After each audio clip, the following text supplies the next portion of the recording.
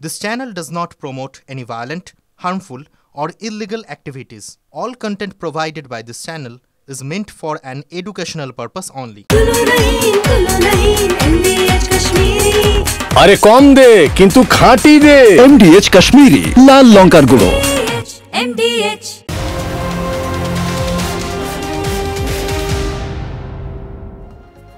নমস্কার, দেখছেন TV9 বাংলা। দুপুরে সুপার প্রাইম টাইমে ফুল অ্যান্ড ফাইনাল নিয়ে আপনাদের সঙ্গে আমি অনির্বাণ, আর আমার সঙ্গে রয়েছে শুভজিৎ। আর ফুল অ্যান্ড ফাইনালের শুরুতেই আজকে যে খবরটা বলতেই হবে, ফুল এবং ফাইনাল পাকিস্তানের ষড়যন্ত্র এখনো পর্যন্ত কিভাবে একের পর এক চলছে। এবার রাজধানী দিল্লিতে, খাস রাজধানী দিল্লিতে ISI এর জঙ্গি হামলার ছক, সেই ষড়যন্ত্রের পর্দা ফাঁসে গ্রেফতার হয়েছে দুজন।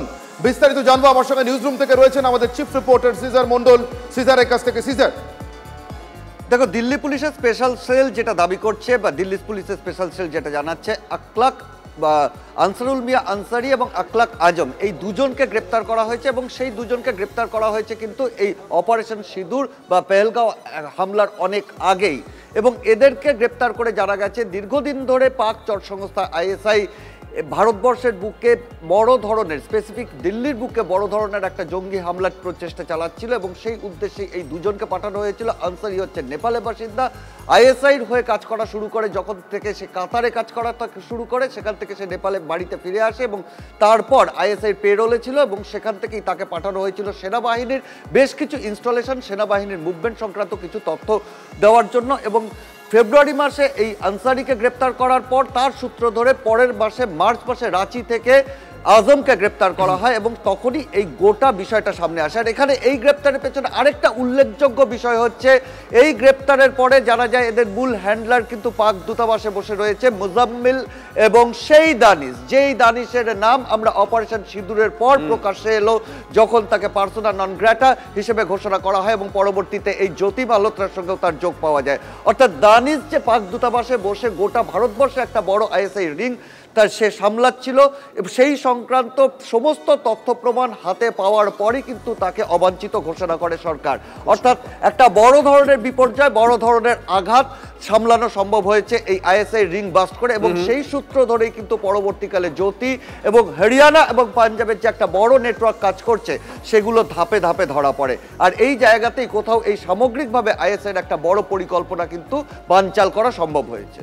সঙ্গে থাকা সিজার, এই মুহূর্তে আমাদের সঙ্গে রয়েছেন দুজন বিশিষ্ট অতিথি, প্রাক্তন এনএসজি কর্তা দীপাঞ্জন চক্রবর্তী রয়েছেন এবং রয়েছেন বিশ্লেষক শুভাশিস বন্দ্যোপাধ্যায়। দুজনকে আরো একবার স্বাগত। অনির্বাণ, চট করে একবার দীপাঞ্জন বাবুর কাছে যাওয়া যাক নাকি? একটা বিষয় একটু ছোট করে জেনে নেই। দেখুন দীপাঞ্জন বাবু, পাকিস্তান যে বদমাইশি করবে এটা আমার মতন মানে প্রত্যেকটা আম নাগরিকই জানে। সেখানে দাঁড়িয়ে রাজধানী বা এই রকম জায়গাগুলোতে এজেন্সি, মানে আমাদের এজেন্সি, তারা কতটা কিভাবে কাজ করে, কিভাবে মানে যতটা বলা যায় আর কি? না দেখো, মানে এজেন্সি কোনো বড় শহর বা ছোট শহর এরকম ভাবে নয়, স্পেসিফিক ইনপুটের বেসিসে এজেন্সি কাজ করে। জেনারেলি এই জন্য সেন্ট্রাল এজেন্সির সঙ্গে স্টেট এজেন্সি বা স্টেটের যে আইবি তাদের সঙ্গে একটা কিন্তু কোঅর্ডিনেশন অত্যন্ত জরুরি। কারণ সেন্ট্রাল এজেন্সির পক্ষে সম্ভব নয় ভারতবর্ষের 140 কোটি মানুষের উপর নজর রাখা। তার জন্য বারবার আমরা এই কথা বলেছি এবং ন্যাশনাল কাউন্টার টেরোরিজম গ্রিডের কথা বারবার বলা হয়, যাতে সেন্টার আর স্টেট দুটো একসঙ্গে ওয়েল কোঅর্ডিনেটেড হিসাবে কাজ করে। কারণ ন্যাশনাল সিকিউরিটি শুধু সেন্ট্রালের দায়িত্ব নয়, স্টেটেরও দায়িত্ব।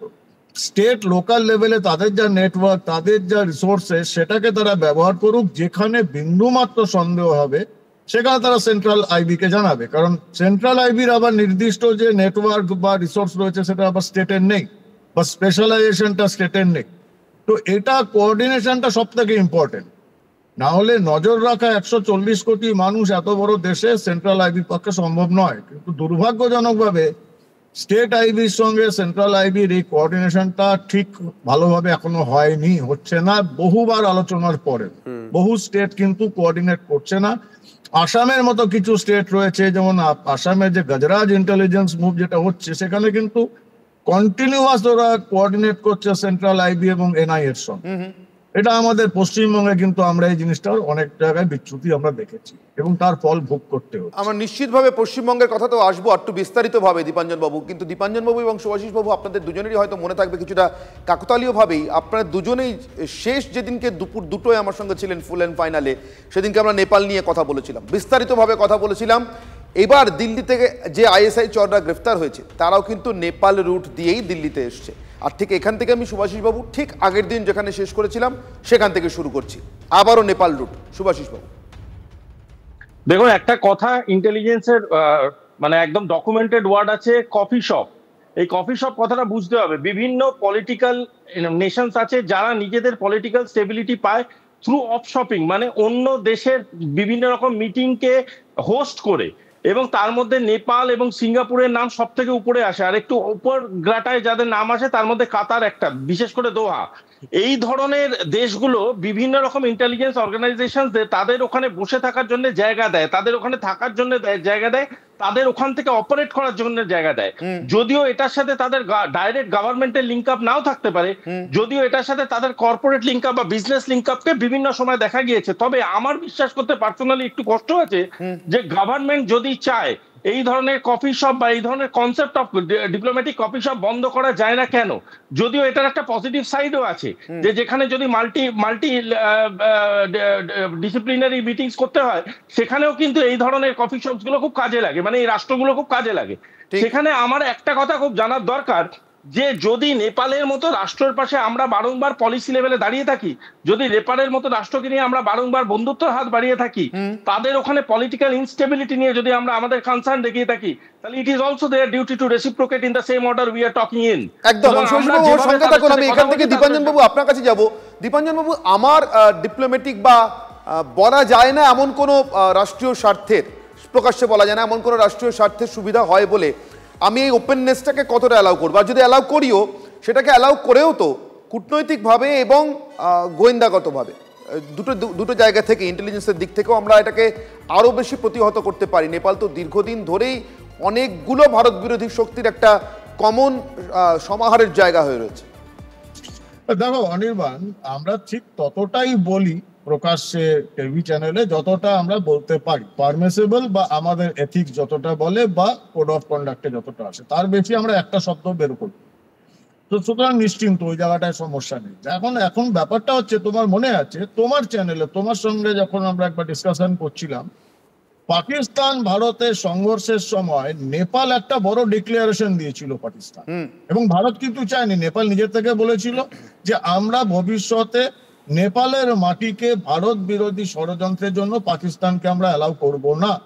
এবং আমি সেই মুহূর্তে তোমাকেই বলেছিলাম যে এটা একটা বিরাট বড় ধোঁকা, কারণ নেপাল মানে ট্র্যাডিশনালি আমি যখন সার্ভিসে ছিলাম আমরা নেপাল মডিউল নিয়ে সাংঘাতিক বিব্রত থাকতাম, এবং এটা নেপাল সরকার ভালো করে জানে যে নেপালের যতগুলো ট্রাভেল এজেন্সি, ট্যুরিস্ট এজেন্সি আছে, এরা কিন্তু বকলমে আইএসআই এর হয়ে কাজ করে।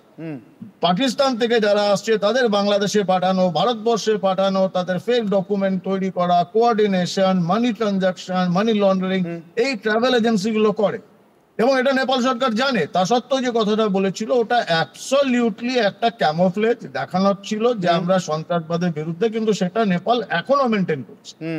এটাকে ভারতকে ডিল করতে হবে ভালোভাবে, সেন্সিটিভ ওয়েতে, কারণ নেপালের ঘাড়ে কিন্তু চীন কন্টিনিউয়াস নিঃশ্বাস ফেলে যায়। এক্স্যাক্টলি, আমি এই কথাটাতে আর একটু বিস্তারিতভাবে ঢুকবো দীপাঞ্জন বাবু। নেপালের ভিতরেও কিছু ইন্টারেস্টিং পলিটিক্যাল ডেভেলপমেন্ট হয়ে চলেছে, সেগুলোতে চাইলে আমরা আমাদের মতো করে ছাপ রাখতেই পারি। কতটা রাখা উচিত কিনা এই প্রসঙ্গে, বিশেষ করে যখন নেপাল থেকে একের পর এক আইএসআই চর এই রুটটাকে ব্যবহার করে ঢুকছে আমাদের দেশে, এবং ওখানে মিটিং হচ্ছে, পরিকল্পনা হচ্ছে, এই সব কথাতেই আসবো। কিন্তু তার আগে আজকে প্রধানমন্ত্রীর কথা আরেকবার নজর রাখবো। 22শে এপ্রিল ধর্ম জিজ্ঞাসা করে বোনেদের সিঁদুর মুছেছিল না জঙ্গিরা? সিঁদুর বারুদে পরিণত হলে কি হয় তার পরিণাম দেখেছে দেশের শত্রুরা। বিকানেরের সভা থেকে আজ হুঙ্কার দিয়েছেন প্রধানমন্ত্রী। 22 तारीख के हमले के जवाब में हमने 22 मिनट में आतंकियों के 9 सबसे बड़े ठिकाने तबाह कर दिए। पहले घर में घुसकर किया था वार, अब सीधा सीने पर किया प्रहार है। पाकिस्तान एक बात भूल गया, मोदी यहां सीना तान कर खड़ा है। मोदी का दिमाग ठंडा है, ठंडा रहता है। लेकिन मोदी का लहू गर्म होता है। मोदी की नसों में लहू नहीं, गरम सिंदूर बह रहा है। ঠিক এই অবস্থায় পাক হাই কমিশনের আরো একজন আধিকারিককে দেশ ছাড়তে বলল দিল্লি। 24 ঘন্টার মধ্যে ওই পাক আধিকারিককে ভারত ছাড়ার নির্দেশ দেওয়া হয়েছে। পাক হাই কমিশনের ভারপ্রাপ্ত আধিকারিককেও ইতিমধ্যেই সতর্ক করা হয়েছে। পদ এবং সুযোগ সুবিধার অপব্যবহার সম্পর্কে সতর্ক করা হয়েছে দিল্লির তরফ থেকে। ঠিক যে কথা বলছিলাম কিছুক্ষণ আগেই, নেপাল ভারতের নতুন করে মাথা ব্যথা হয়ে উঠছে কিনা বা হয়ে উঠেছে কিনা, ঠিক সেই সময় চীনের নতুন করে মাথা ব্যথা হয়ে ওঠা সিকিম কি করছে? চীনের মাথা ব্যথা বাড়িয়ে সিকিমে এবার নয়া এয়ার ডিফেন্স সিস্টেম, সিকিমের ভীম ঘাঁটিতে বসছে নয়া এয়ার ডিফেন্স সিস্টেম। এটা নির্দিষ্টভাবে সিকিমে বসানোর জন্যই আমরা সিদ্ধান্ত নিয়েছি। বিস্তারিত জানবো আমাদের প্রতিনিধি সায়ন্তর সঙ্গে কথা বলে। সায়ন্ত, দেখো, সিকিমের সর্বোচ্চ যে পয়েন্ট রয়েছে সেটা হচ্ছে ভীম ঘাটি। আর এই ভীম ঘাটিতে যেটা ভারতীয় সেনা সূত্রে জানা গিয়েছে, সেখানে এয়ার ডিফেন্স ইউনিট ইনস্টল করা হচ্ছে। অর্থাৎ যে এয়ার ডিফেন্স সিস্টেম ভারতীয় সেনাদের প্রত্যাঘাতে, অর্থাৎ ভারতীয় সেনারা যে অপারেশন সিঁদুরের যে প্রত্যাঘাত চালিয়েছিল তাতে যে সাফল্য মিলেছে, সেই জায়গা থেকে ভারতীয় সেনা বা ভারতীয় সেনা যে ইন্টেলিজেন্স সেকশন রয়েছে তারা কোথাও মনে করছে যে এই এয়ার ডিফেন্স সিস্টেম চীনের দিকেও বসানো উচিত। আর সেই ব্যাপারে কিন্তু ইতিমধ্যে শিলমোহর পড়ে গিয়েছে বলে প্রতিরক্ষা মন্ত্রক সূত্রে খবর, যেটা পূর্বাঞ্চলীয় সদর দপ্তর ফোর্ট উইলিয়াম সূত্রে খবর, যে সিকিম হচ্ছে একদম চায়নার সীমান্ত এবং ভীম ঘাটি হচ্ছে একদম 200 থেকে 300 ফুট দূরত্বে রয়েছে এই চীন সীমান্ত। স্বাভাবিকভাবেই কোথাও না কোথাও মনে করা হচ্ছে চীন যেভাবে বেয়াদবি শুরু করেছে পাকিস্তানের বন্ধু হয়ে দাঁড়ানো এবং বন্ধু হয়ে থাকার জন্য, তারা কোনো না কোনোভাবে ভারতকে নানাভাবে উত্ত্যক্ত করার চেষ্টা করবে। আর এই বিষয়টিকে মাথায় রেখেই ভারতীয় সেনা ভীম ঘাটিতে এয়ার ডিফেন্স সিস্টেম ইনস্টল করছে এবং সেটা কিন্তু অন্যান্য যে এয়ার ডিফেন্স সিস্টেম রয়েছে তার থেকে অনেক বেশি অত্যাধুনিক এবং শক্তিশালী বলেই সেনা সূত্রে খবর, যাতে যে কোনো পরিস্থিতিতে এই এয়ার ডিফেন্স সিস্টেম দিয়ে মোকাবিলা করা যায়। সিকিম অত্যন্ত গুরুত্বপূর্ণ একটি রাজ্য এবং সেখানে ধন্যবাদ সায়ন্ত। আমরা কথা বলছিলাম, আমাদের সঙ্গে যে দুই অতিথি রয়েছেন, দীপাঞ্জন চক্রবর্তী প্রাক্তন এনএসজি কর্তা এবং শুভাশিস বন্দ্যোপাধ্যায় আমার সঙ্গে রয়েছেন বিদেশ নীতি এবং কূটনীতি বিশেষজ্ঞ হিসেবে এবং আন্তর্জাতিক সম্পর্ক বিশেষজ্ঞ হিসেবে। আমি শুভাশিস বাবু আপনার কাছে আসবো। 59-এ দলাই লামা ভারতে আসার পর থেকে সিকিম এবং এমনকি পশ্চিমবঙ্গের দার্জিলিং এই অঞ্চলে কালিম্পং পর্যন্ত ভয়ঙ্কর রকম বেড়ে গিয়েছিল চর অ্যাক্টিভিটি।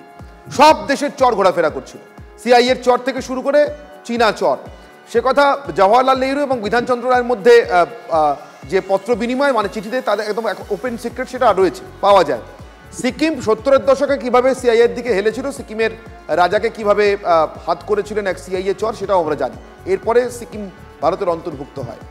সিকিম এই মুহূর্তে ঠিক যে স্ট্র্যাটেজিক পজিশনে, সেখানে এই সায়ন্ত যে খবরটা দিচ্ছিল এয়ার ডিফেন্স সিস্টেম রাখা, সেটা কি নেপালে চীনের যে অ্যাক্টিভিটি তার একটা প্রত্যুত্তর বা কাউন্টার? দেখুন, চীন একটা এমন ব্যালেন্সের দিকে এগোতে চাইছে যেই ব্যালেন্সটা ভারতবর্ষ কোনোভাবেই স্বীকার করতে চাইছে না। তার কারণটা হচ্ছে চীন একদিক দিয়ে দ্য ফোর ফ্রন্ট অফ চীন ডিপ্লোমেসি হচ্ছে বিজনেস বা ট্রেড রিলেটেড ডিপ্লোমেসি। যখন সে ট্রেডই করতে চাইছে তখন তার মিলিটারি মুভমেন্ট গুলো খুব সন্দেহের দিকে আমাদেরকে ঠেলে দিচ্ছে। তার কারণটা হচ্ছে তার মিলিটারি মুভমেন্ট গুলো যে ডায়নামিক্স গুলো দেখাচ্ছে, সেই ডায়নামিক্স এর সাথে তার ট্রেড মুভমেন্টের ডায়নামিক্স গুলো ম্যাচ করছে না। দুটো যেহেতু মেল খাচ্ছে না, সেই জন্য ভারত ভেবে নিচ্ছে একটা কথা, সেটা হলো precaution is better then cure. তো এই প্রিভেনশন বা প্রিকশনের যে মেজার্স গুলো আছে তার মধ্যে সিকিম একটি অত্যন্ত স্ট্র্যাটেজিক টেরিটোরিয়াল লোকেশন, এবং সিকিম এমন একটা স্ট্র্যাটেজিক টেরিটোরিয়াল লোকেশন যেটাকে বাই এনি চান্স যদি হার্ম করা যায় তাহলে কিন্তু গোটা ভারতবর্ষের উপরে তার পলিটিক্যাল, মিলিটারি এবং ইন্টেলিজেন্সের এফেক্ট করতে পারে। কারণ সিকিমের মধ্যে একটা ইন্টারন্যাশনাল আপ অ্যান্ড ডাউনের সিস্টেম আছে আজ থেকে না বহুদিন ধরে। এবার একটা অদ্ভুত জিনিস বোঝা দরকার আছে, যখন ব্রিক্স এর একটা ইম্পর্টেন্ট মেম্বার হিসেবে চীন নিজেকে এস্টাবলিশ করছে, যখন চীন বুঝিয়ে দিয়েছে যে in presence of Russia we are ready to sit with India and renegotiate, যখন বিমস্টেকের দিকে চীনের একটা আলাদা ঝোঁক আছে, তখন চীনের বোঝা উচিত, যখন তারা ওপেন করিডোর সিস্টেমে চলতে চাইছে বা আপনার বিআরআই স্ট্র্যাটেজি থেকে যা বুঝতে পারছি যে ওপেন করিডোর সিস্টেমটাই চীন চাইছে যে আগামী দিনে তার ডিপ্লোমেসি হোক, তখন যখন এই ধরনের ঘটনার পরেও আমরা দেখছি তারা কিছু নেগেটিভ মিলিটারি মুভমেন্ট করছে বা তারা কিছু নন অ্যালাইড মিলিটারি মুভমেন্ট করছে, সেইগুলো ভীষণভাবে দুঃখজনক। Because future of China's diplomacy will be highly monitored by Russia.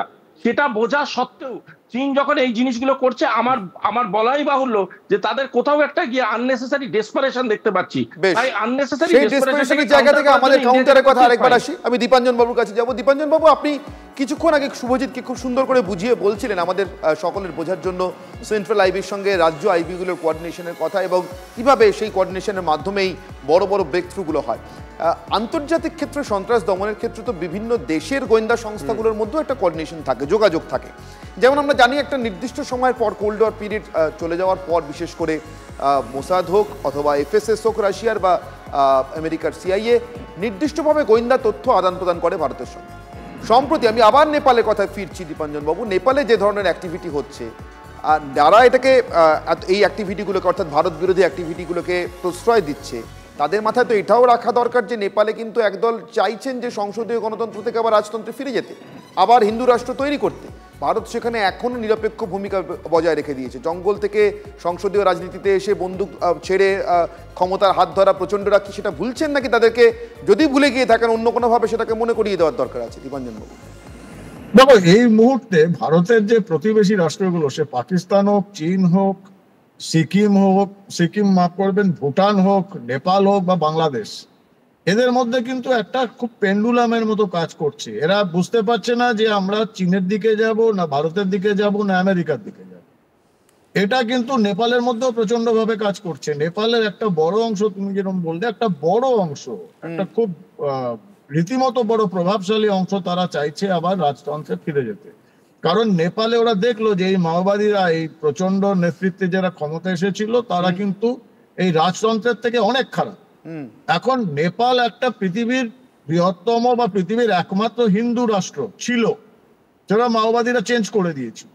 এখন সেটা যদি আবার নেপাল ওই রাজতন্ত্রে ফিরে যায়, আবার হিন্দু রাষ্ট্র প্রতিষ্ঠিত হয়, ভারতের কেন্দ্রীয় সরকার হতে পারে কেন্দ্রীয় শাসক দলের একটা নিশ্চয়ই এর মধ্যে প্রভাব থাকবে, যার একটি হিন্দু রাষ্ট্র প্রতিবেশী হোক ভারতের। কারণ তাহলে ভারত নেপাল একসঙ্গে কিন্তু বাংলাদেশকে অনেকটা কন্ট্রোল করতে পারবে। কারণ বাংলাদেশও চেষ্টা করছে নেপালের মাটিকে ব্যবহার করে, পাকিস্তান চেষ্টা করছে নেপালের মাটিকে ব্যবহার করে ভারতকে বিব্রত করা। তো ভারত এখন খুব সংবেদনশীল ভাবে, খুব ধীর পদক্ষেপে নজর রাখছে, যথাযথ প্রয়োজনীয় পদক্ষেপ নেবে। এর থেকে বেশি বলাটা বোধহয় ঠিক হবে। আপনি যেখানে শেষ করলেন সেখান থেকে শুভাশিস বাবু আপনার কাছে ছোট্ট করে একটা প্রশ্ন রাখবো। দেখুন, পাকিস্তানে আমরা দেখেছি সরকার, সেই সরকারের স্থায়িত্ব বেশি দিন থাকে না, সেখানে চীনের একটা অন্তর্ভুক্তি হলো। ঠিক একই রকম ভাবে নেপালে প্রতি বছর বা 1.5 বছর 2 বছর অন্তর অন্তর সরকার পরিবর্তন হয়েছে, সেখানেও চীনের এরকম একটা বাড়াবাড়ি। মানে যে কোনো দেশের রাজনৈতিক অস্থিরতায় কি চীনের মতন দেশরা কাজে লাগানোর চেষ্টা করে? দেখো, ডিপ্লোমেসিতে একটা লাইনই আছে, your instability is my stability. ঠিক, সুতরাং একটা জিনিস বুঝতেই হবে, আপনাকে যত আমি আনস্টেবল করে দিতে পারবো তত আমি স্টেবল থাকবো। কারণ আপনার আনস্টেবিলিটিটা আমার এখানে বাণিজ্য বাড়াবে, আপনার আনস্টেবিলিটিটা আপনার ডিপেন্ডেন্সিটা আমার উপরে বাড়াবে। এবং তার জন্য বহু দেশ যারা নেগেটিভ প্র্যাকটিস করে, তারা এই আনস্টেবিলিটি গুলোকে ক্যাটালাইজ পর্যন্ত করে। এবং ভারতবর্ষের একটা নীতি আছে, নন ইন্টারফারেন্স আনলেস প্রভোকড। সুতরাং আমরা কোনো গভর্নমেন্ট তৈরি করতে officially with our foreign policy affairs আমরা কোনোদিন ইন্টারভিন করি না, করতে পারিও না।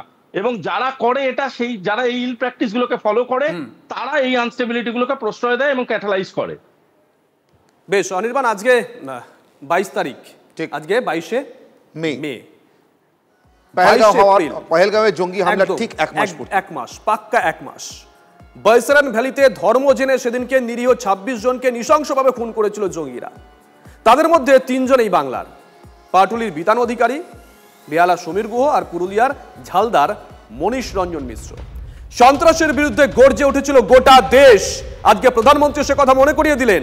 আর এরপরেই 7ই মে গভীর রাতে অপারেশন সিঁদুরে পাকিস্তানের সন্ত্রাসবাদীদের 9টি আতুর ঘর ধ্বংস করে দেয় ভারতের 20 সেনা জওয়ানরা। বৈসরানে হামলাকারীদের খোঁজে চিরুনি তল্লাশি জারি। জীবন বাজি রেখে গ্রাউন্ড জিরো থেকে এক্সক্লুসিভ কভারেজ করেছিলাম আমরা, TV9 বাংলা। চট করে এক ঝলক দেখাবো গোটা মাসের।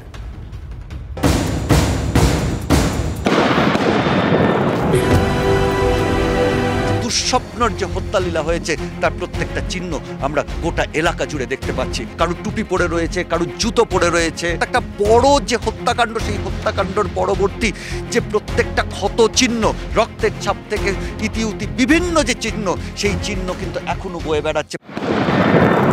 मेरे पति का बच्चा हम बच्चा है उसने उसको गोली मार दी यहाँ पे उसने बोला कि ये शायद मुस्लिम नहीं है उसने उसको गोली मार दी এই জায়গাটাকেই কিন্তু কার্যত মিনি সুইজারল্যান্ড বলা হয়। এই ঘেরা যে জায়গাটা রয়েছে, এই যে উপত্যকার মাঝখানে একটা টেবিল টপ, একটা মাঠের মতো খোলা মাঠ, একদিকে বরফে ঢাকা পাহাড়ের চূড়া, অন্যদিকে দেবদারু পাইনে ঘেরা জঙ্গল। বয়সরান সংলগ্ন গভীর জঙ্গলের মধ্যে আমরা এই মুহূর্তে রয়েছি। প্রতি মুহূর্তে এখানে সেনাবাহিনীর তরফ থেকে তল্লাশি চলছে। যেখানে মানুষের পক্ষে পৌঁছানো সম্ভব নয় সেই জায়গাতেও তারা ঘুরছেন। কোনো জায়গায় যদি ঘাপটি মেরে থাকে এই আততায়ীরা, তাহলে সঙ্গে সঙ্গে যাতে তাদের চিহ্নিত করা যায়।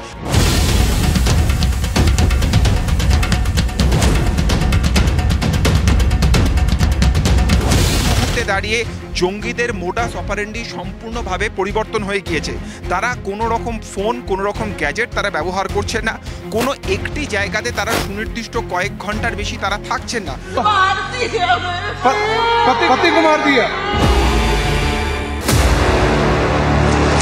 इसके बाद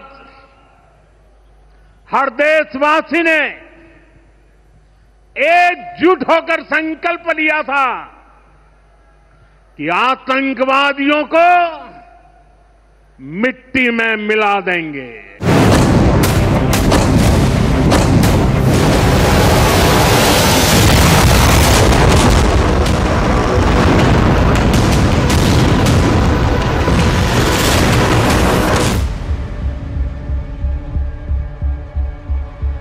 बाईस तारीख के हमले के जवाब में हमने 22 मिनट में आतंकियों के 9 सबसे बड़े ठिकाने तबाह कर दिए।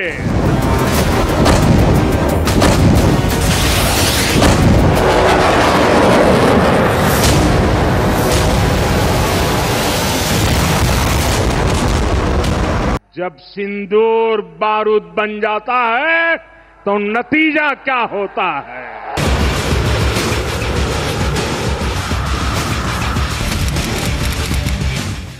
এদিকে অপারেশন সিঁদুরে সেনার সাফল্যকে কুর্নিশ অভিনেত্রী কাজলের। আজ দক্ষিণেশ্বরে সেনার মঙ্গল কামনায় পুজো দেন অজয় দেবগন পত্নী। I just want to say that I respect the armed forces and I thank them for all of their service to the country. Kolkata आके बहुत बहुत अच्छा लग रहा है मुझे। मैं हमेशा जब भी आती हूँ, मैं माँ में बहुत विश्वास है। मुझे ऐसा लगता है कि मैं अपने मायके आई हूँ, अपने माँ के घर आई हूँ। और प्रमोशन शुरू करने से पहले मुझे यही लगता है कि मैं अपनी माँ का आशीर्वाद लेने आई हूँ। तो उन्होंने मुझे आशीर्वाद दिया है और मैं बहुत खुश हूँ कि मैं आपके सामने खड़ी हूँ। পাকচর সন্দেহে ধৃত জ্যোতি মালহোত্রার পুলিশ হেফাজতের মেয়াদ বাড়ল। আরো 4 দিন জ্যোতিকে পুলিশ হেফাজতে থাকতে হবে, নির্দেশ দিল হিসারের আদালত। বাংলায় যেন জঙ্গিরা শেল্টার নিতে না পারে, নিশ্চয় মনে আছে গতকালই সতর্ক করেছেন মুখ্যমন্ত্রী।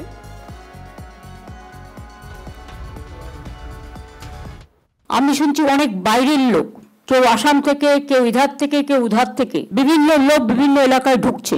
ঢুকে এমনকি আমাদের সমর্থকের কাছেও তার নাম্বার, তার প্যান কার্ড নাম্বার, তার আধার কার্ড নাম্বার, তার ফোন নাম্বার, সে কি করে তার ডিটেলস নিয়ে চলে যাচ্ছে অফিসারদেরও। আমি পুলিশকে বলবো বি অ্যালার্ট, বাইরে থেকে কোনো জঙ্গি যেন কোথাও গিয়ে শেল্টার নিতে না পারে।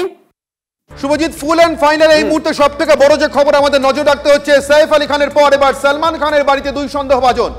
সাইফ আলী খানের পর এবার সলমান খানের বাড়িতে 2 সন্দেহভাজন।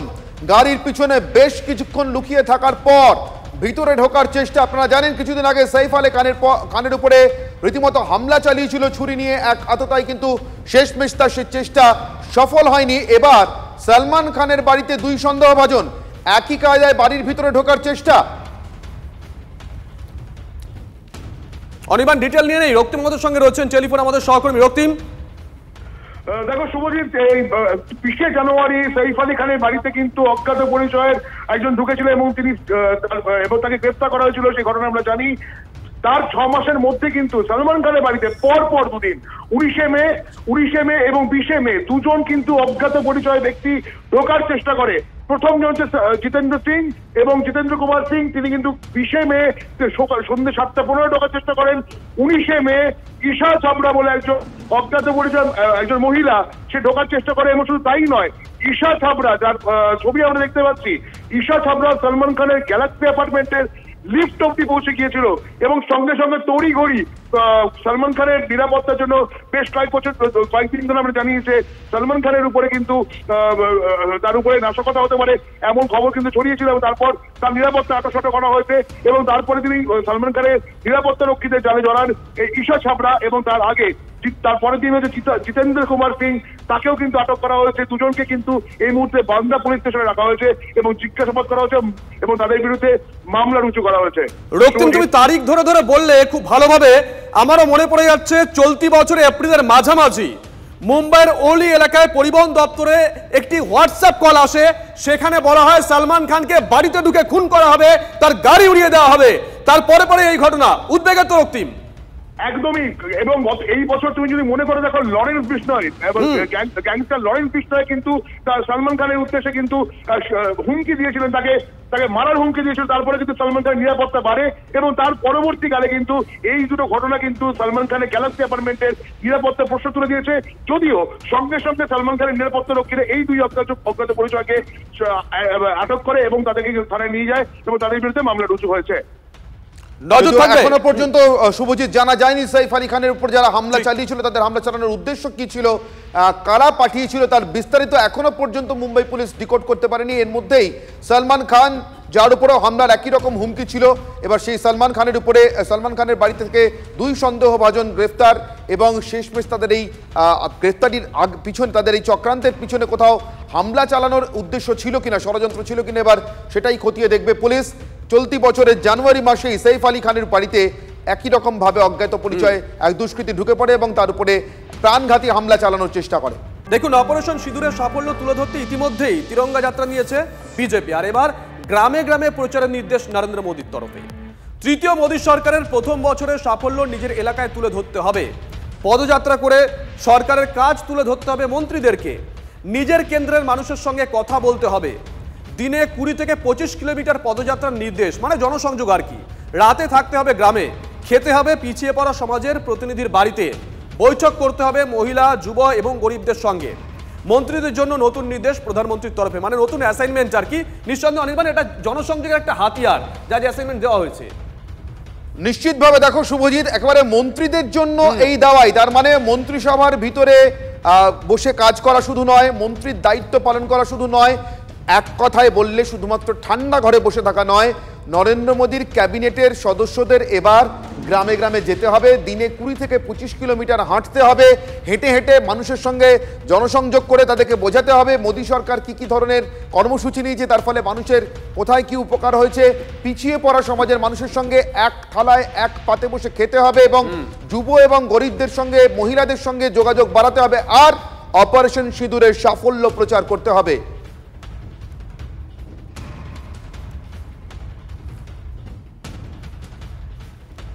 স্নেহায়ন সরকার বিজেপির তরফ থেকে আমাদের সঙ্গে রয়েছেন, কথা বলবো স্নেহায়নের সঙ্গে। স্নেহায়ন, মন্ত্রীদের জন্য এই কড়া টাস্ক, নরেন্দ্র মোদী সরকারের মন্ত্রীদের জন্য এই কড়া টাস্ক, মন্ত্রীদের ঠান্ডা ঘরের মেয়াদ কমছে, গরমে হাঁটার মেয়াদ বাড়ছে, কেমন লাগছে আপনারা যারা দলের সাধারণ কর্মী বা নেতা হিসেবে প্রত্যেক দিন এই কাজটা করেন, আপনাদের সঙ্গে মন্ত্রীদেরকেও সেই কাজটা করতে হবে, দিনে 20-25 কিলোমিটার হাঁটতে হবে।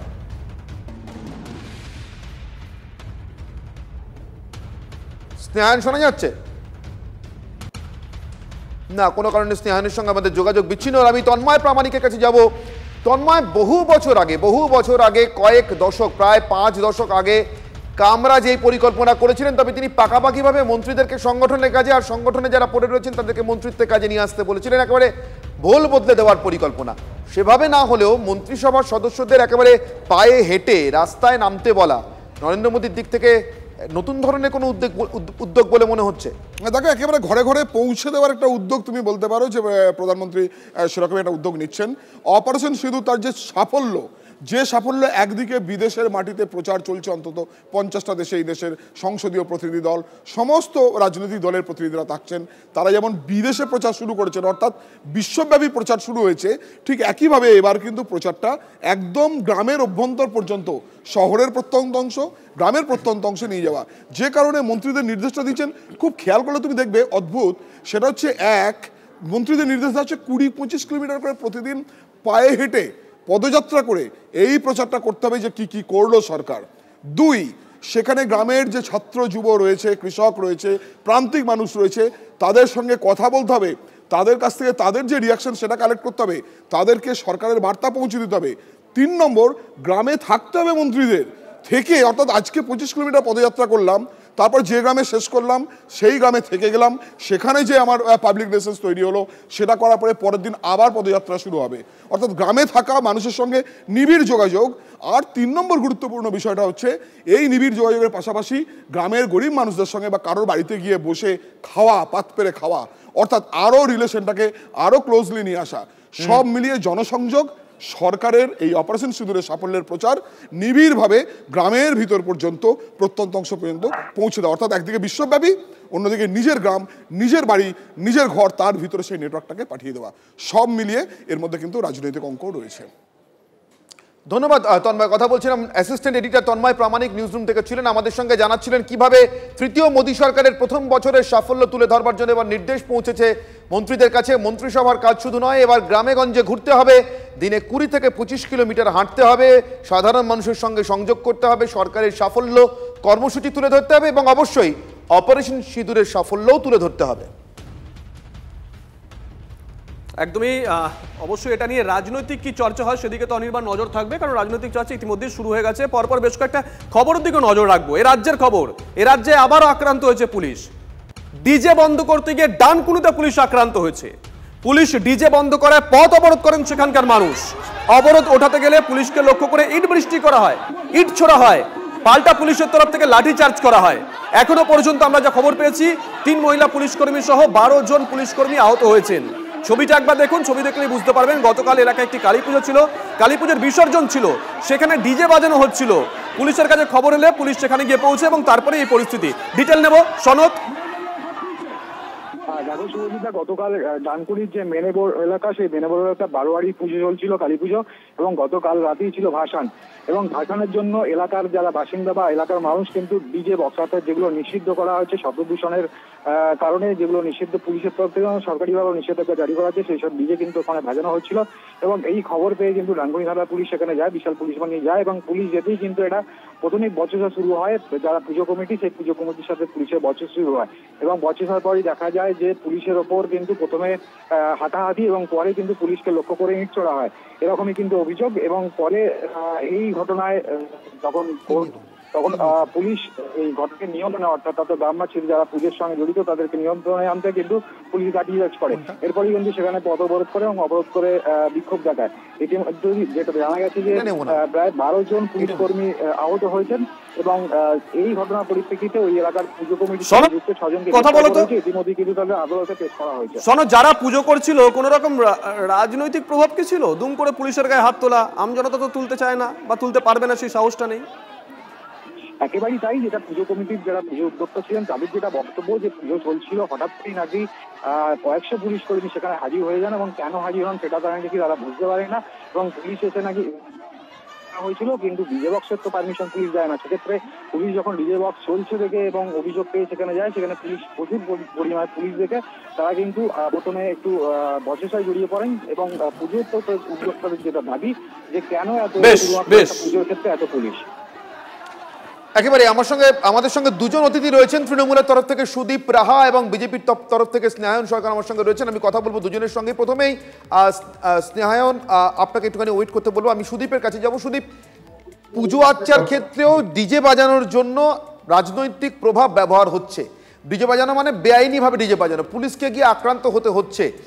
রাজনৈতিক প্রভাব নিশ্চিতভাবে, একটা দল বাড়লে, একটা দল দীর্ঘদিন শাসন ক্ষমতায় থাকলে, সিপিএম এর সময় এটা প্রায় প্রত্যেকেই বলতো আমি সিপিএম করি, এখন হয়তো তৃণমূলের সময় আপনাদের সেই দশা, সবাই বলছেন যে আমি তৃণমূল করি, কিন্তু সেটা মুখে বলা এক আর কাজে পুলিশের গায়ে হাত তোলা আর এক। পুলিশ সম্পর্কে ভয় ভীতিটাই তো উঠে যেতে বসেছে প্রায়। সুদীপ, না আপনাকে কে বললো যে এই পুজোটা রাজনৈতিক প্রভাব? আমার প্রতিনিধি বলেন এই মাত্র। আচ্ছা, তাকে তো আপনার থেকে বেশি বিশ্বাস করি। আমি নিজে গত পরশুদিন যে পুজোটার কথা হচ্ছে সেই পুজোটায় উপস্থিত ছিলাম। একটা গ্রামের পুজো, সাধারণ মানুষ সেখানে যায় এবং বহু বছরের, প্রায় 238 বছরের একটা সিদ্ধেশ্বরী কালী পুজো। সেখানকার এলাকার মানুষের আমন্ত্রণে আমি সেখানে ছিলাম। সুতরাং এই পুজোর সাথে রাজনৈতিক কোনো সংযোগ নেই। মানে আমজনতা পুলিশকে পিটিয়েছে বলছেন? দ্বিতীয়ত সুদীপ, শোনা যাচ্ছে আমার কথা? হ্যাঁ বলুন। দ্বিতীয়ত, যেখানে যদি কেউ রাত 10টার পরে ডিজে বাজায় সেটা আইন বিরুদ্ধ। সেখানে কেউ সিপিএম, কেউ বিজেপি, কেউ কংগ্রেস, কেউ হিন্দু, কেউ মুসলমান, whoever he or she is, পুলিশের মতো ব্যবস্থা নিতে গেছে।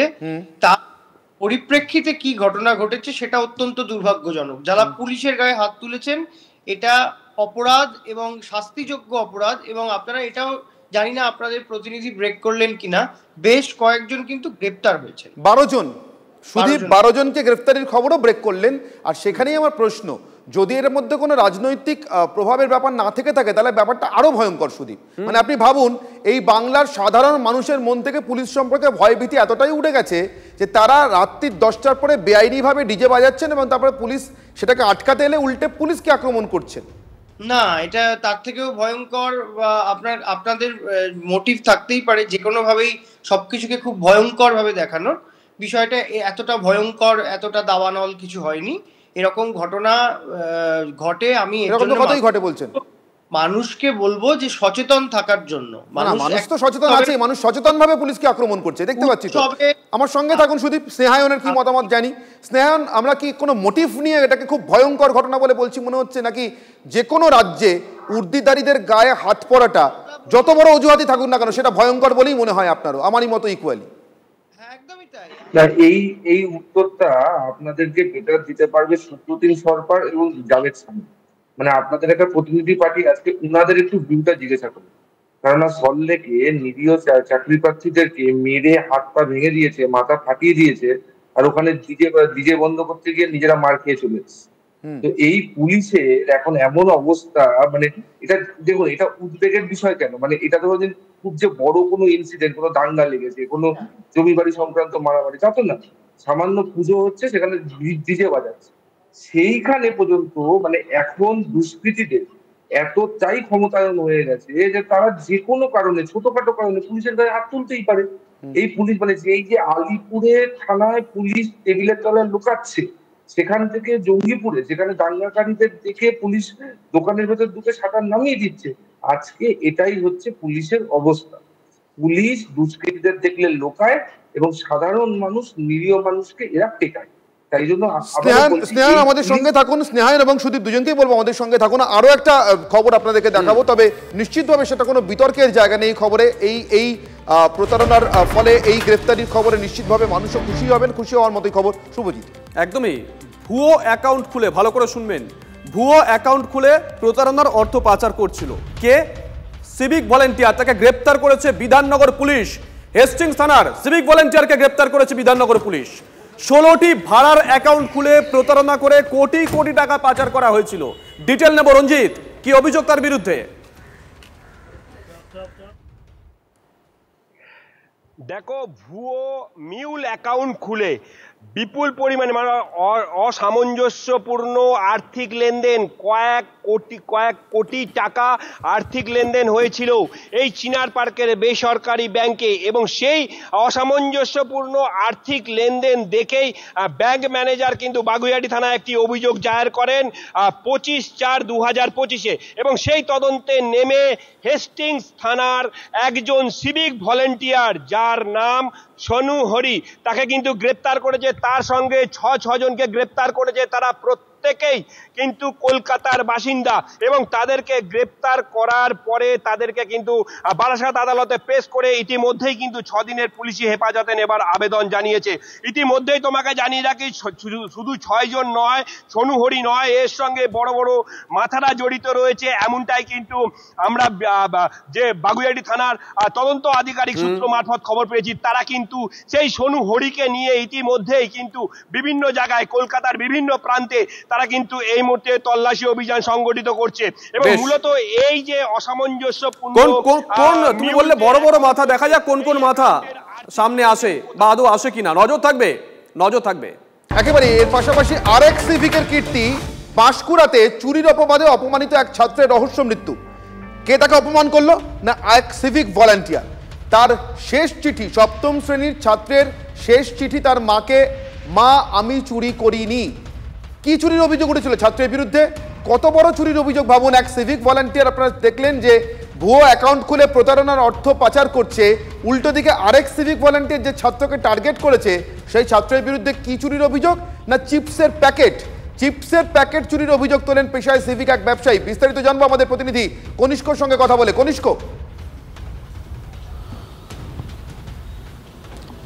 দেখো, ঘটনাটা যেটা জানা যাচ্ছে, অন্তত পূর্ব মেদিনীপুর জেলার পাঁশকুড়া ব্লকের বা পাঁশকুড়া থানার অন্তর্গত গোসাইবাড়ি যে এলাকা রয়েছে, সেই গোসাইবাড়ি এলাকার এক সপ্তম শ্রেণীর ছাত্র দোকানে জিনিস কিনতে গেছিল, অর্থাৎ স্বাদের জিনিস। ছোট ছেলে, স্বাদের জিনিস কিন্তু চিপস, চকলেট এইগুলোই হয়ে থাকে, বা কোল্ড ড্রিঙ্কস, এই ধরনের জিনিস একটি ফাস্টফুড দোকানে কিনতে গেছিল। সেই যে শুভঙ্কর গুছাইত বলে যে দোকানদার, অর্থাৎ তার যে দাপট এলাকার সিভিক ভলেন্টিয়ার হিসেবে, সেই দোকান থেকে যখন সে ছেলেটি চিপস কিনতে যায়, সামান্য একটা কুড়কুড়ি চোরের অপরাধে আমার ছেলে এখন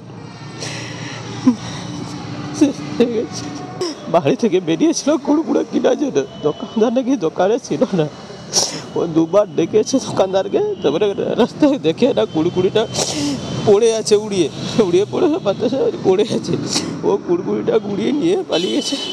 ওকে তখন দোকানদার নাকি আবার বাড়াই, যখন ও দেখে না একটা ছেলে কুড়কুড়ি নিয়ে পালিয়ে যাচ্ছে, ওকে দোকানদার পিছনে মোটরসাইকেল নিয়ে ধাওয়া করেছে। স্যার আমি চুরি করে আনিনি, আমি ঘুরিয়ে পেয়েছি। বলে না তুই চুরি করে নিয়েছিস। হ্যাঁ, বিষ খেয়েছিল। ওটা কোথায় পেয়েছি? আমরা সব চাষিবাসী মানুষ, তো আমাদের ঘরে সবসময় থাকে। আমরা তো চাষবাস করে খাই, খেটে খাওয়া মানুষ, আমাদের ঘরে সবসময় থাকে। মেন্টালি বাবা তাকে টর্চার করছিল একটা চিপসের প্যাকেটের জন্য। ওটা একটা মিষ্টি দোকান, রাস্তায় ছুটিয়ে জোর করে ধরে নিয়ে এসে বাজারের উপরে তাকে মেন্টালিভাবে টর্চার করা। বাজারের সামনে তাকে কান ধরে উঠবুস করানো, তাকে চড় চাপ্পড় মারেছে। করার পরে বাচ্চাটা বলেছে আমি চুরি কোনো মতেই করিনি, এমনকি দোকানদারকে টাকাও দিয়েছে, 20 টাকা দিয়েছে, তুমি চিপসের টাকা কেটে নাও। তারপরে বাচ্চাটা বাড়িতে গিয়ে বিষ খেয়েছে নাকি শুনলাম।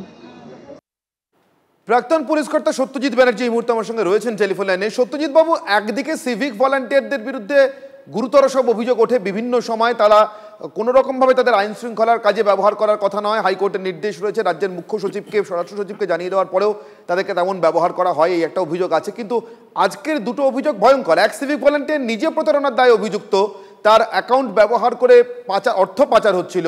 আরেক সিভিক ভলান্টিয়ার সামান্য একটা চিপসের প্যাকেট চুরির অভিযোগে এক ছাত্রকে, সপ্তম শ্রেণীর ছাত্রকে প্রকাশ্য দিবালোকে সকলের সামনে যেভাবে কান ধরে উদ্ঘোষ করায়, অপমানে ছাত্র কীটনাশক খেয়ে আত্মহত্যা করেছে। মারা যাওয়ার আগে মাকে শেষ চিঠি লিখে গেছে যে মা আমি চুরি করিনি। আমার তো ছোটবেলার সেই দেখা হিন্দি সিনেমার কথা মনে পড়ছে, তেরা বাপ চোর হ্যায় নাকি মেরা বাপ চোর হ্যায়, উল্কি করে লেখা ছিল। ঠিক আছে, অ্যাকচুয়ালি দেখুন, এদেরকে যে অ্যাপয়েন্টমেন্ট দেওয়া হয়েছে, অ্যাপয়েন্টমেন্টের পরে যেটা আমি বলছি সেটা আমারই মত। প্রত্যেক সময় আমরা বলে এসেছিলাম যে এদের একটা 90 ডেজ কিংবা 60 ডেজে ডুজ অ্যান্ড ডোন্টস এর উপর ট্রেনিং হওয়া দরকার আছে। তা না হলে ওরা শুধু ভেবেছে যে এই যে চাকরিটা পেয়েছে কিংবা এই ভলেন্টিয়ারের যে চাকরিটা পেয়েছে এটা অর্থ রোজগারের প্রত্যাশা, এবং আমাদের এটা এরকম ভাবে ওরা দেখে রেখেছে। বেসিক্যালি পুলিশ ডিপার্টমেন্টের কাজ করা, দেখুন কনস্টেবলই হোক আর পুলিশ কমিশনারই হোক, যাই হোক, তাদের একটা ট্রেনিং এর পরে তাদের একাগ্রতা থাকে, তাদের সমাজের প্রতি একটা দায়বদ্ধতা থাকে। এদের সেই দায়বদ্ধতা 0 লেভেল চলে এসছে।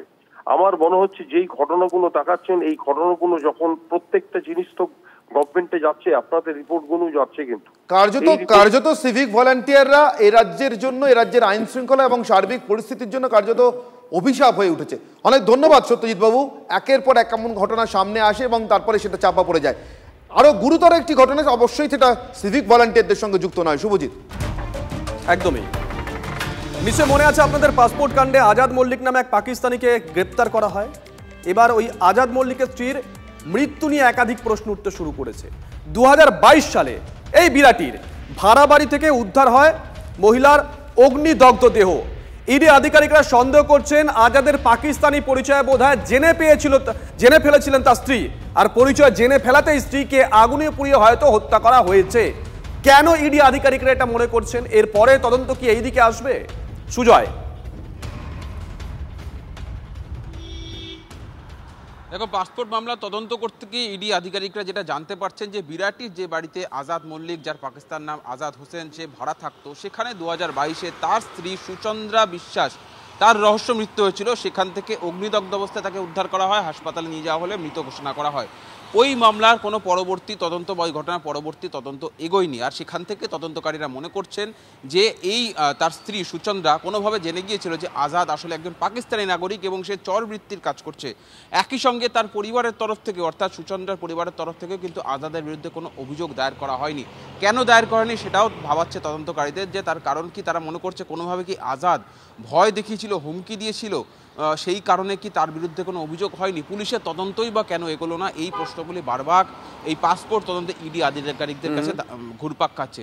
যদিও এই ধরনের অপরাধের তদন্ত ইডি করে না, কিন্তু তদন্তে এই তথ্য উঠে এসছে যেটা এই পাসপোর্ট মামলার ধৃত অন্যতম অভিযুক্ত এই আজাদ হোসেন বা আজাদ মল্লিকের ক্ষেত্রে অত্যন্ত সম্পর্কযুক্ত। ইডি সরাসরি তদন্ত না করলেও ইডি চাইছে অন্য কোনো নিরপেক্ষ এজেন্সির কাছে এই বেশ অন্য কোনো এজেন্সি এই বিষয়ে তদন্ত করে কিনা নজর থাকবে।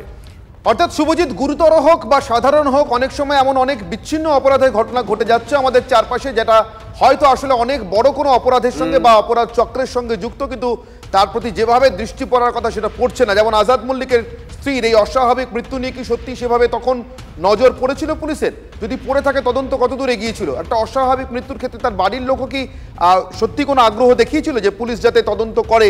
এক্ষেত্রে বাড়ির লোকের আগ্রহটা একটা অত্যন্ত গুরুতর বিষয়। আমি সুদীপ রাহার কাছে আরও একবার যাবো। তৃণমূলের পক্ষ থেকে সুদীপ রাহা এবং বিজেপির পক্ষ থেকে স্নেহায়ন সরকার আমাদের সঙ্গে রয়েছেন। সুদীপ, ছোটোখাটো অপরাধ বলে যেগুলোকে এতদিন, বা খুব সাধারণ অপরাধ বলে, বিচ্ছিন্ন অপরাধ বলে যেগুলোকে এতদিন ট্রিট করা হচ্ছিল, তার চরিত্র কিন্তু ক্রমশ বদলাতে শুরু করেছে দেশ জুড়ে এবং এই বাংলাতেও। রাজ্যের মুখ্যমন্ত্রী যখন বারবার বলেন যে বাংলায় জঙ্গিরা যখন শেল্টার না নিতে না পারে, যেন সতর্ক করেন পুলিশকে প্রশাসনিক বৈঠক থেকে, তখন কতটা সতর্কতা আরও বাড়ানোর প্রয়োজন? এখন তো দেখা যাচ্ছে 2 বছর আগের একটা মৃত্যুর সঙ্গে এই পাকিস্তানি নাগরিকের যোগ রয়েছে। দেখুন, সে তো গ্রেফতারও হয়েছে এবং তদন্তের মতো করে চলছে। আমরা প্রথমেই বলবো যে বাংলা সরকার এক্ষেত্রে সজাগ দৃষ্টি রেখেছে। আজ গতকালকেও মুখ্যমন্ত্রী উত্তরবঙ্গ থেকে ফিরেছেন এবং তিনি গিয়েছিলেন মূলত, যেহেতু বর্ডার সংলগ্ন যে এরিয়াগুলো, চিকেন স্নেক এই সহ যে সমস্ত জায়গাগুলো রয়েছে, সেখানে নিরাপত্তা যাতে আরো আঁটোসাঁটো হয়, তিনি তার মতো করে বৈঠকও করেছেন। আমার এক্ষেত্রে আমার মনে হয় যে দল, রাজনীতি, প্রাদেশিক অস্মিতাকে ছাপিয়ে গিয়েও সবার উপরে দেশের স্বার্থকে সুরক্ষিত করতে কেন্দ্র রাজ্য উভয় সরকারের আরো অনেক বেশি সজাগ পদক্ষেপ এক্ষেত্রে ভারতবর্ষের জন্য অনেক সুরক্ষার ক্ষেত্রে অনেক গুরুত্বপূর্ণ ভূমিকা পালন করবে। আমার মনে হয় এই যে পাকিস্তানি নাগরিক, তিনি কি করে ভারতবর্ষ পর্যন্ত ঢুকলেন, বা এর আগেও যে সমস্ত অনুপ্রবেশকারীদেরকে আমরা দেখেছি, কখনো বাংলাদেশ থেকে কেউ গ্রেপ্তার হয়েছে, বিভিন্ন জায়গা থেকে বিভিন্ন ক্ষেত্রেও হয়েছে। এই সম্প্রতি একজন ইউটিউবারকে দেখছি যিনি পাকিস্তানের চর হিসেবে কাজ করেছেন, ভারতবর্ষ বিভিন্ন রাজ্য ঘুরেছেন, বিজেপি শাসিত বহু রাজ্য ঘুরেছেন, বাংলাদেশ। তো আমার বক্তব্য হচ্ছে এই জায়গাতে যে কেন্দ্র রাজ্য যদি এই সমন্বয়টা তাদের মধ্যে ঠিক থাকে শুধুমাত্র দেশের নিরাপত্তার স্বার্থে, তাহলে আমার মনে হয় দেশের নাগরিকদের সুরক্ষার ক্ষেত্রে, দেশের সুরক্ষার ক্ষেত্রে এটা একটা বড় ভূমিকা পালন করবে। একমত আপনার সঙ্গে সুদীপ। এবং কিছুক্ষণ আগে দীপাঞ্জন চক্রবর্তী, প্রাক্তন এনএসজি কর্তা, থেকে এই কথাটাই বলছিলেন, সেন্ট্রাল আইবি এবং রাজ্যগুলোর আইবির মধ্যে সমন্বয় ভীষণ জরুরি, যেটা অনেক সময় ফেল করতে দেখা যাচ্ছে। পশ্চিমবঙ্গের কথাও তিনি বলেছেন। আমি এখান থেকে স্নেহায়ন জিজ্ঞাসা করব, এই আজাদ মল্লিক একদিনে তো এদেশে ঢুকে পড়েনি, আমার তো এখন অন্য কথা মনে হচ্ছে। মানে খুব দুর্ভাগ্যজনক শুনতে লাগলেও স্নেহায়ন, ভাগ্যিস অপারেশন সিন্দুর লঞ্চ হয়েছিল, ভাগ্যিস কেন্দ্র সরকার ঠিক করেছিল এই মুহূর্তে দেশে থাকা সমস্ত বৈধ এবং অবৈধ পাক নাগরিকদের বা পাকিস্তান থেকে আসা যে কোনো লোককে ফেরত পাঠানো হবে। ভাগ্যিস এই পাসপোর্ট জালিয়াতির চক্র ধরা পড়েছিল, না হলে আজাদ মল্লিক তো এখনো আপনার আমার মধ্যে লুকিয়ে বসে থাকতো। এই লোকটা পাকিস্তানি, বাংলাদেশে গেছে, সেখানকার পরিচয়পত্র ভিসা নিয়ে আমার দেশে এসছে, এবং তারপরে এখানে বসে ভারতীয় পাসপোর্ট, ভিসা সমস্ত কিছু বানিয়ে লোককে সরবরাহ করে 50 কোটি টাকা কামিয়ে নিয়েছে 400 লোককে পাসপোর্ট করে দিয়ে। স্নেহায়ন, রাজনীতির অভিযোগের জন্য অনেক কথা বলা যায়, কিন্তু এটা মানবেন কি মানবেন না, এখানে কেন্দ্রীয় গোয়েন্দা ব্যর্থতাও সমানভাবে রয়েছে। দেখুন, আমরা লাস্ট 2-3 বছর ধরে ক্রমাগত বলে আসছি পশ্চিমবাংলায় জালি আধার কার্ড এবং পাসপোর্ট বানানোর একটা ডেরা হয়ে গেছে, যার এপিসেন্টার হচ্ছে গিয়ে বারাসাত। এবং বিষয়টা হচ্ছে গিয়ে আজকে এই ঘটনা আপনি এটা ধরা পড়েছে, এর আগে আসাম এসটিএফ আনসারুল্লাহ বাংলার 2জন জঙ্গিকে ধরে একজন হচ্ছে মিনারুল শেখ, একজন হচ্ছে মোহাম্মদ আব্বাস। এবং এই মোহাম্মদ আব্বাস মুর্শিদাবাদে একটা ছোট কোচিং সেন্টার চালাতো, তাকে টিচার বলে লোকজন জানে। তার কাছ থেকে ভোটার আইডি কার্ড পাওয়া যায়। এবং সব বুঝতে পারছিস না, সময় যেহেতু সংক্ষেপ তাই আপনাকে থামিয়ে আমি বলতে বাধ্য হচ্ছি, হয় অন্য রাজ্যের এসটিএফ না হলে পশ্চিমবঙ্গের এসটিএফই কিন্তু তাদের বারবার গ্রেফতার করছে। কখনো এদের গ্রেফতার করতে এনআইএ বা কোনো কেন্দ্রীয় এজেন্সিকে আসতে দেখছি না। মানে তারা সম্পূর্ণ ব্লাইন্ড স্পটে থাকছেন, ব্লাইন্ড সাইটে থাকছেন, জানতেই পারছেন না অন্য দেশের নাগরিক আমার দেশে ঢুকে আমার দেশের পাসপোর্ট বানানোর চক্র খুলে ফেলেছে। পাসপোর্টগুলো কিন্তু সব অরিজিনালস না। আপনি বলতে পারেন আধার কার্ডটা জাল, আপনি বলতে পারেন ভোটার কার্ডটা জাল, আবার এটাও বলতে পারেন ওগুলো বানিয়ে নেওয়া হয়েছে অরিজিনালের মতো করেই, অর্থাৎ কারোর সুপারিশ নিয়ে হতেই পারে। কিন্তু পাসপোর্টটা তো ইস্যু করছে দেশের সরকার, কেন্দ্র সরকার। সেই পাসপোর্ট ইস্যু করার পদ্ধতিটার মধ্যে এত জল যে কোনো জাল পাকিস্তানি নাগরিক পর্যন্ত নিজের পাসপোর্ট তো বটেই, আরো 50টা লোককে, আরো 400টা লোককে পাসপোর্ট বানিয়ে দিতে পারে। না না, দেখুন, প্রথম কথা হচ্ছে গিয়ে একজন ব্যক্তিকে পাসপোর্ট সরকার ইয়ে করে, পেশ করে, কিন্তু বাকি যে জাল পাসপোর্ট গুলো তার সেই কাজটা কিন্তু সে এই জালিয়াতি চক্রের সাথে মিলেই কিন্তু করছে। এবং জালিয়াতি চক্রটা ক্রমাগত আমাদের রাজ্যের মধ্যে কি করে তার শাখা পোশাখা বিস্তার করছে সেটাকে তো আপনাকে বার করতে হবে। সেটা আমরা আপনারা ওই ঘুরিয়ে রাজ্যের দিকে আঙুলটাই তুলবেন, কিন্তু আমার কাছে এখনো প্রশ্নের উত্তর নেই। অন্তত 400টা লোককে পাসপোর্ট বানিয়ে দেওয়া, অরিজিনাল ভারতীয় পাসপোর্ট বানিয়ে দেওয়া আজাদ মল্লিক, পাকিস্তানি নাগরিক আজাদ মল্লিক 50 কোটি টাকা কামানোর পরেও পাসপোর্ট অফিসের ভিতরে তার আর কোন কোন যোগাযোগ ছিল সেটা কেন সামনে আসছে না? আপনারা ঘুরিয়ে বারবার সেই বাংলার দিকে যাচ্ছেন, বাংলার দিকে তাকাচ্ছেন। পাসপোর্ট অফিসের মধ্যে যদি কোনো অফিসিয়াল জড়িত থাকে তার বিরুদ্ধে তদন্ত হোক। কমন সেন্স যদি নয়, নিশ্চয়ই ছিল, না হলে এটা সম্ভবই হয় না। আপাতত অনেক ধন্যবাদ স্নেহায়ন এবং সুদীপরা, আপনাদের দুজনকেই। আপনারা দেখছেন যে একদিকে রাজ্যের মুখ্যমন্ত্রী যখন নিজেও বলছেন জঙ্গিরা যেন এই রাজ্যে শেল্টার নিতে না পারে, তার জন্য সতর্কবার্তা জানাচ্ছেন, তখন এখনো পর্যন্ত কিন্তু সেই রাজনৈতিক আকচাকচি চলছে। এবং এক্ষেত্রে দুর্ভাগ্যজনকভাবে কেন্দ্রের শাসক দল হওয়া সত্ত্বেও এই রাজ্যের বিজেপিও কিন্তু বেশ কিছু ব্যর্থতার কথা স্বীকার করতে নারাজ। রাজ্যের মুখ্যমন্ত্রী সতর্কবার্তা আরও একবার। আমি শুনছি অনেক বাইরের লোক, কেউ আসাম থেকে, কেউ ইধার থেকে, কেউ উধার থেকে, বিভিন্ন লোক বিভিন্ন এলাকায় ঢুকে এমনকি আমাদের সমর্থকের কাছেও তার নাম্বার, তার প্যান কার্ড নাম্বার, তার আধার কার্ড নাম্বার, তার ফোন নাম্বার, সে কি করে তার ডিটেলস নিয়ে চলে যাচ্ছে অফিসারদেরও। আমি পুলিশকে বলবো বি অ্যালার্ট, বাইরে থেকে কোনো জঙ্গি যেন কোথাও গিয়ে শেল্টার নিতে না পারে। মুখ্যমন্ত্রী যখন একথা বলছেন তখন সুকান্ত মজুমদার তাকে কটাক্ষ করে বলছেন বিলম্বিত বোধোদয় হয়েছে মুখ্যমন্ত্রী। ঠিকই বলেছেন, শুনুন। আমরা তো বরাবর বলে এসেছি মুখ্যমন্ত্রীর এখন বিলম্বিত বোধোদয় হয়েছে। তার কারণ হচ্ছে মুখ্যমন্ত্রী জানেন যে দেশের পরিস্থিতি যদি এইভাবে পরিবর্তিত হয় তখন কেন্দ্র সরকার একটা কড়া সিদ্ধান্ত নিতে বাধ্য হবে। দেশের স্বার্থের সাথে বেইমানি করা বা দেশের স্বার্থের সাথে কম্প্রোমাইজ করা আমরা কোনোদিন মেনে নেব না। যদি এমবিএচ কিচেন কিং কিচেনে থাকি তো আমরা যা ইচ্ছে তৈরি করতে পারি। বেগুনের ভর্তা, আলু কপি, ভিন্ডি মশলা, আরো অনেক কিছু।